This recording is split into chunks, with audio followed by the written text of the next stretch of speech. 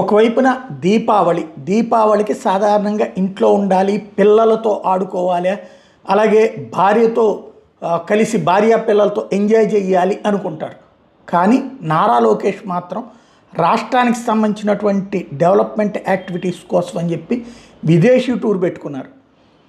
19వ తారీఖు నుంచి 24 వరకు ఆస్ట్రేలియాలో పర్యటించబోతున్నారు. అంటే దీపావళి రోజున, ఇప్పుడు రేపు నరక చతుర్దశి రోజున, దీపావళి రోజున ఆస్ట్రేలియాలోనే ఉంటారు.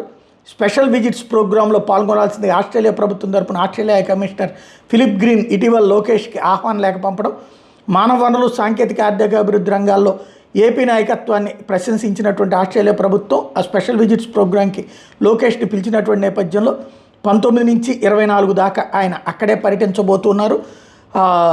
అక్కడ ఉన్నటువంటి విద్యా విధానాల మీద అధ్యయనం చేయడంతో పాటుగా నవంబర్ 14-15 తేదీల్లో విశాఖపట్నంలో నిర్వహించే సిఐఏ పార్ట్నర్షిప్ సమ్మిట్కి అక్కడ ఉన్నటువంటి పారిశ్రామికవేత్తలను పిలవబోతున్నారు.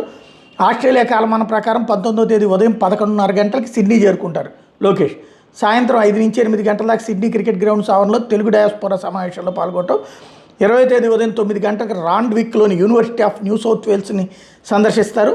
మధ్యాహ్నం 1 గంటకు బిజినెస్ కౌన్సిల్ ఆఫ్ ఆస్ట్రేలియా ఆధ్వర్యంలో న్యూ సౌత్ వేల్స్ ఎంపీలు బిజినెస్ ఎగ్జిక్యూటివ్ సమావేశంలో పాల్గొనబోతున్నారు.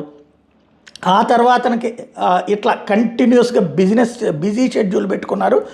ఎక్కడా కూడా ఇక కుటుంబానికి సంబంధించి కంటే కూడా ముందు రాష్ట్రం బాగుపడితే అదే కుటుంబం కూడా సంతోషం అన్నటువంటి రూట్లో సాగుతున్నారు.